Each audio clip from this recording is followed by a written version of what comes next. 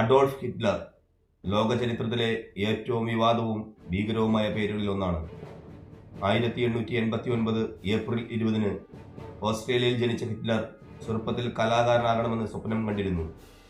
പക്ഷേ ജീവിതത്തിലെ പരാജയങ്ങളും ഒന്നാം ലോക മഹായുദ്ധത്തിലെ അനുഭവങ്ങളും അദ്ദേഹത്തെ കടുത്ത രാഷ്ട്രീയ ചിന്തകളിലേക്ക് നയിച്ചു. ഒന്നാം ലോക മഹായുദ്ധത്തിന് ശേഷം ജർമ്മനി സാമ്പത്തികമായി തകർന്നിരിക്കുമ്പോൾ ജനങ്ങളുടെ അസന്തോഷം ഉപയോഗിച്ചാണ് ഹിറ്റ്ലർ തന്റെ ശക്തി വളർത്തിയത്. അദ്ദേഹം നാസി പാർട്ടിയിൽ ചേർന്നു. പിന്നീട് അതിന്റെ നേതാവായി.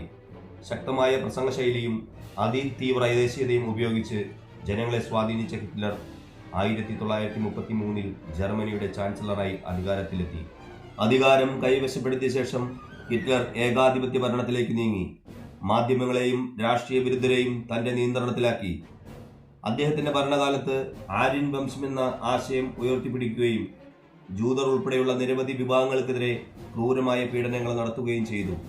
ഇതാണ് പിന്നീട് മനുഷ്യ ചരിത്രത്തിലെ ഏറ്റവും വലിയ കൂട്ടക്കൊലകളിലൊന്നായ ഹോളോകോസ്റ്റ് എന്ന ദുരന്തത്തിലേക്ക് വഴിതെളിച്ചത്. 1939 പോളണ്ടിനെ ആക്രമിച്ചതോടെ രണ്ടാം ലോക മഹായുദ്ധം ആരംഭിച്ചു. യൂറോപ്പിന്റെ വലിയ ഭാഗം നാസി ജർമ്മനി കീഴടക്കിയെങ്കിലും പിന്നീട് കൂട്ടുകക്ഷി രാജ്യങ്ങൾ ശക്തി പ്രാപിച്ചു.